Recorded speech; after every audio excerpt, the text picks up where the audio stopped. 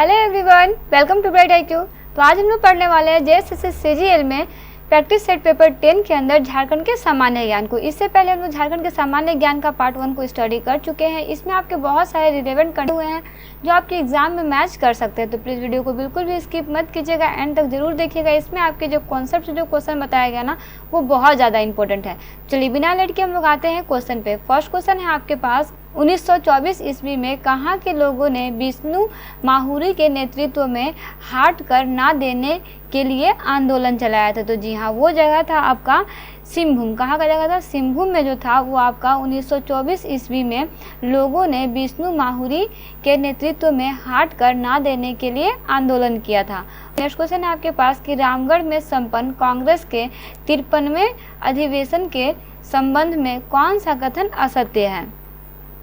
तो देखिए, अगर हम लोग यहाँ पे असत्य कथन की बात करते हैं तो आप इसमें याद रखिएगा कि वो कथन आपका ऑप्शन नंबर सी में आ जाइए। इसमें क्या है कि सभा स्थल का नाम जो है वो आपका अजहर नगर रखा गया था। जी नहीं, सभा स्थल का नाम जो है वो आपका अजहर नगर नहीं बल्कि मजहर नगर रखा गया था। क्या रखा गया था? मजहर नगर, अजहर नगर नहीं। इसका नाम जो है वो आपका मजहर नगर रखा गया था। इसलिए आपका करेक्ट आंसर क्या हो जाएगा? ऑप्शन सी।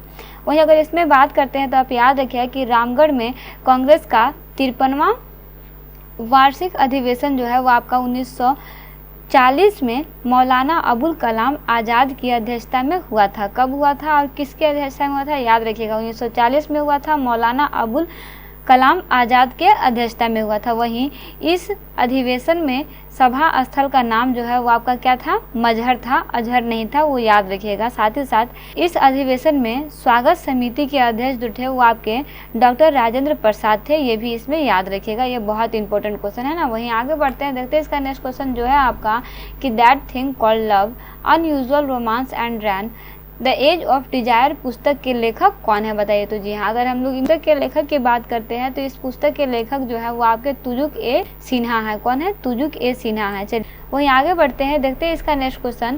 तो इसका नेक्स्ट क्वेश्चन है आपके पास कि निम्नलिखित में से कौन सा विकल्प सुमेलित नहीं है? आपके पास यहाँ पे रचना और उसके रचनाकार देंगे, आपको बताना है कि इसमें से कौन सा है जो आपका गलत है। तो देखिए, अगर हम लोग यहाँ पे गलत कथन की बात करते हैं तो आ जाइए ऑप्शन नंबर बी में। ऑप्शन नंबर बी में आपका दिया हुआ है श्री गणेश चौधरी कहानी। इसके लेखक जो है वो आपके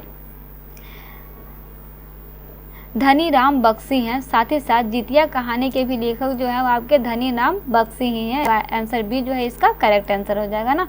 वहीं आगे बढ़ते हैं, देखते हैं इसका नेक्स्ट क्वेश्चन जो है आपका कि चंचला कुमारी का संबंध किस खेल से है? तो जी हाँ, अगर हम लोग करते हैं चंचला कुमारी का, तो चंचला कुमारी का संबंध जो है वो आपका कुश्ती खेल से है। किस खेल से है? कुश्ती खेल से है। वहीं ये सब जूनियर विश्व कुश्ती चैंपियनशिप में भाग लेने वाली झारखंड की पहली खिलाड़ी थी। याद रखिएगा ना कि सब जूनियर विश्व कुश्ती चैंपियनशिप में भाग लेने वाली पहली महिला खिलाड़ी कौन थी झारखंड की? तो वो थी आपकी चंचला कुमारी। वही नेक्स्ट क्वेश्चन है आपके पास, सतनाम सिंह और आरिफ इमाम किस खेल के प्रशिक्षक है? तो जी हाँ, अगर हम लोग इन दोनों की बात करते हैं तो ये दोनों जो है वो आपके एथलेटिक्स खेल के प्रशिक्षक है ना, याद रखिएगा। वहीं आगे बढ़ते हैं, देखते हैं इसका नेक्स्ट क्वेश्चन है आपके पास कि झारखंड में पुरुषों की सबसे सामान्य पोशाक को क्या कहा जाता है जो कपड़े का एक ही टुकड़ा होता है? तो जी हाँ, उसे बेसिकली भगवा कहा जाता है। याद रखिएगा ना, उसे क्या बोला जाता है? भगवा कहा जाता है। वही नेक्स्ट क्वेश्चन है आपके पास कि निम्नलिखित पारंपरिक नृत्य रूपों में से झारखंड का नृत्य कौन सा है? तो जी हाँ, झारखंड का नृत्य जो है वो आपका कौन सा है? तो जी हाँ, आपको इसमें पता होगा कि पाइका नृत्य जो है वो आपका झारखंड का नृत्य है, इसे याद रखिएगा। वहीं इसमें क्या होता है कि पुरुष सैनिक वेशभूषा धारण करके नृत्य करते हैं। तो इसे आप याद रखिए कि इसमें क्या करते हैं? पुरुष जो है वो आपके सैनिक वेशभूषा धारण करके नृत्य करते हैं। वहीं नेक्स्ट क्वेश्चन है आपके पास कि झारखंड राज्य में पुरुषों द्वारा त्योहारों और शादियों आदि समारोहों जैसे मौके पर तलवार और दाल के साथ कौन सा नृत्य किया जाता है? तो देखिए, वो नृत्य आपका पाइका नृत्य होता है। कौन सा नृत्य होता है? पाइका नृत्य होता है। क्या आप लोगों को पता है कि पाइका नृत्य जो है वो आपका झारखंड का पारंपरिक नृत्य होता है? वहीं इसमें आप याद रखिएगा कि ये जो है आपका त्यौहार और शादी विवाह आदि समारोह जैसे मौके पर तलवार और ढाल के साथ जो है वो किया जाता है। वहीं आगे बढ़ते हैं, नेक्स्ट क्वेश्चन है आपके पास, मुंडाओं की परखा कहानियाँ एक मौखिक परंपरा का हिस्सा है। इस परंपरा को क्या कहते हैं? तो जी हाँ, इस परंपरा को बेसिकली हम लोग कहते हैं सोसोबोंगा। क्या बोलते हैं? इस परंपरा को सोसोबोंगा बोलते हैं। याद रखिए कि मुंडाओं की प्रसिद्ध लोक कथा जो है वो कौन सी है? सोसोबोंगा है, जो एक बैलेड के रूप में जो है वो गढ़ी गई है। इसे भी याद रखिएगा। वहीं आगे बढ़ते हैं और देखते हैं इसका नेक्स्ट क्वेश्चन है आपके पास कि झारखंड के जनजातीय समाज के बारे में कौन सा कथन गलत है? तो जी हाँ, अगर हम लोग यहाँ पे देखते हैं तो यहाँ की जनजातियों में बाल विवाह का प्रचलन जो है वो नहीं है। यहाँ पे आपके पास ऑप्शन नंबर सी में आप देखिए कि यहाँ पे लिखा हुआ है कि बाल विवाह की स्वीकृति है। तो जी नहीं, यहाँ पे बाल विवाह की स्वीकृति नहीं दी गई है।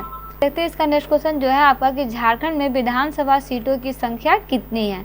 तो जी हाँ, अगर हम लोग बात करते हैं, ये क्वेश्चन आपका बहुत ज़्यादा इंपॉर्टेंट है। तो देखिए, झारखंड में विधानसभा की कुल सीट जो है ना वो आपका 81 है। कितना है? 81 है, जिसमें आपका 44 सीटें जो है वो आपके सामान्य वर्ग के लिए हैं, वहीं 28 जो है वो आपके अनुसूचित जनजाति तथा 9 जो है वो आपके अनुसूचित जाति के लिए आरक्षित है। इसे याद रखिएगा।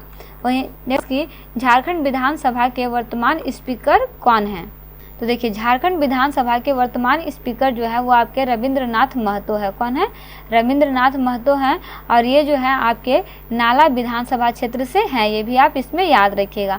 वही नेक्स्ट क्वेश्चन है आपके पास कि निम्न में से कौन सा कथन सत्य है? यहाँ पे आपके पास कुछ कथन को बताना है कि इसमें से सत्य कथन कौन सा है। तो देखिए, अगर हम लोग यहाँ पे बात करते हैं तो फर्स्ट में आपके पास दिया हुआ है कि झारखंड गठन पलामू में सोन नदी पर राज्य के बड़े पुल दीनदयाल उपाध्याय सेतु का शिलान्यास किया गया। जी बिल्कुल किया गया। वहीं मुख्यमंत्री से सीधे संवाद के लिए टोल फ्री नंबर 181 शुरू किया गया। हाँ जी, ये भी किया गया। वहीं राज्य में हेल्थ इंफॉर्मेशन हेल्पलाइन नंबर जो है वो आपका 104 शुरू की गई। हाँ जी, बिल्कुल की गई। दैट मीन्स उपयुक्त सारे कथन जो है आपके सही हैं। चलिए देखते हैं इससे रिलेटेड और भी इम्पोर्टेंट क्वेश्चन को। तो नेक्स्ट क्वेश्चन है आपके पास कि सुमेलित करें। यहाँ पे आपके पास गीत और उसके अवसर दिए हुए, आपको बताना है कि कौन सा जो कूट के अनुसार सही है। तो देखिए, फगुआ गीत जो है ना वो आपका मौसमी गीत है। कैसा गीत है? मौसमी गीत है। वहीं आपका सोहराई गीत जो है वो आपका त्यौहार के अवसर पर गाया जाने वाला गीत है। साथ ही साथ जनाना झूमर गीत जो है वो आपका नृत्य गीत है, और आपका झंझाइन गीत जो है वो आपका सांस्कृतिक गीत है। अब आते हैं कूट पे। तो कूट के अनुसार यहाँ आप देख सकते हैं कि इसका डी आंसर जो है वो आपका करेक्ट हो जाएगा। अगर डी का 2 देखते हैं तो आपका सिर्फ 1 में दिया हुआ है। इस पॉइंट ऑफ व्यू से भी आपका ये आंसर जो है करेक्ट होता है। चलिए आगे बढ़ते हैं और देखते हैं इसका नेक्स्ट क्वेश्चन है आपके पास कि झारखंड सरकार ने बालिकाओं को ट्रैप आउट रोकने के लिए कौन सी योजना प्रारंभ की? तो देखिए, झारखंड सरकार ने बालिकाओं को ट्रैप आउट रोकने के लिए मुख्यमंत्री विद्या लक्ष्मी योजना जो है वो आरंभ की। वही नेक्स्ट क्वेश्चन है आपके पास कि पीटीजी डाकिया योजना के बारे में सत्य कथन का चुनाव कीजिए। तो देखिए, पीटीजी डाकिया के बारे में सत्य आपका ये है कि इसकी घोषणा जो है आपका 6 अप्रैल 2017 को की गई थी। बिल्कुल की गई थी। वहीं के पास ये ऑप्शन 3 में आपके पास दिया हुआ है कि इस योजना के लाभार्थी 70,000 हैं, जिसकी साक्षरता दर जो है वो निम्न है, और आर्थिक आय मासिक है वो आपका 1,000 से भी कम है। That means the correct answer क्या हो जाएगा? कूट के अनुसार सी ऑप्शन सही हो जाएगा कि इसमें आपका जो सत्य कथन है वो आपका 1 और 3 है। नेक्स्ट क्वेश्चन है आपके पास कि मुख्यमंत्री तीर्थ दर्शन योजना के लिए किन 2 कंपनियों के बीच करारा हुआ है? तो देखिए, जिन 2 कंपनियों के बीच करारा हुआ है आपका नंबर 1 पे है IRCTC और दूसरा है JTDCL। ये 2 कंपनियों के बीच में जो है वो आपका करार हुआ है। तो चलिए आगे बढ़ते हैं। नेक्स्ट क्वेश्चन जो है आपका कि उरांव गांव का प्रधान यानी मुखिया कौन होता है? तो जी हाँ, इसे हम लोग बहुत बार पढ़े हैं, और इसमें आपको 2-3 टॉपिक जो है वो याद करना बहुत ज़रूरी है। जैसे पाहन और आपका महतो जो है वो आपका उरांव गांव के 2 प्रमुख अधिकारी होते हैं। और बेसिकली अगर हम पाहन की बात करते हैं तो पाहन जो है वो आपका पाहन खूट का, एवं महतो जो है वो आपका महतो खूट का होता है। उस हिसाब से आपका इसका करेक्ट आंसर क्या हो जाएगा कि उरांव गांव का प्रधान जो है वो आपका कौन होता है? पाहन होता है ना। चलिए, वही इसमें एक और टॉपिक इसमें याद रखिए कि उरांव की पारंपरिक शासन व्यवस्था को पढ़ा पंचायत के नाम से जाना जाता है। ये क्वेश्चन आपका बहुत बार रिपीटेड हुआ है, तो इसे आप याद रखिएगा कि उरांवों की पारंपरिक शासन व्यवस्था को पढ़ा पंचायत के नाम से जाना जाता है। वही नेक्स्ट क्वेश्चन है आपके पास कि हो जनजाति के संबंध में निम्न में से कौन सा कथन? तो तो जी हाँ, अगर हम लोग बात करते हैं हो जनजाति के बारे में तो आ जाइए ऑप्शन नंबर डी में। इसमें क्या है कि इसका मुख्य निवास जो है वो पलामू में है। तो जी नहीं, अगर हम लोग यहाँ पे देखते हैं तो इसमें याद रखिए कि जनसंख्या की दृष्टि से झारखंड का चौथा सबसे बड़ा जनजाति जो है वो आपका हो है। कौन सा जनजाति कितने नंबर पे आता है? चौथी नंबर पे आता है। वहीं हो जनजाति का मुख्य निवास स्थल जो है वो आपका कोल्हान है। याद रखिएगा कहाँ है? कोल्हान है, ना कि पलामू है। इसलिए आपका ऑप्शन डी जो है इसका करेक्ट आंसर हो जाएगा आपका, ये गलत है ना। वहीं आगे बढ़ते हैं और देखते हैं इसका नेक्स्ट क्वेश्चन। तो इसका नेक्स्ट क्वेश्चन है आपके पास कि चेरो जनजाति के विवाह के संबंध में कौन सा कथन जो है आपका सत्य दिया हुआ है। तो देखिए यहाँ पे अगर हम लोग सत्य कथन की बात करते हैं तो इसके लिए भी आ जाइए ऑप्शन नंबर डी में। उपर्युक्त सभी कथन जो है आपके सही है। देखिए फर्स्ट में आपके पास क्या दिया हुआ है कि इसमें विवाह की 2 विधियाँ प्रचलित है, ढोला और चढ़ा। जी हाँ, बिल्कुल प्रचलित है। वहीं वधु मूल्य को इसमें दस्तूरी यानी कि झांपी कहा जाता है, बिल्कुल कहा जाता है। वहीं चेरो विवाह बिल्कुल हिंदू विवाह की तरह ही होता है। हाँ जी, बिल्कुल होता है। दैट मीन्स उपर्युक्त सभी कथन जो है इसके सत्य हैं। तो इस तरह से आपका झारखंड सामान्य ज्ञान का प्रैक्टिस सेट पेपर 10 से हम लोग सारे क्वेश्चन को सॉल्व कर चुके हैं।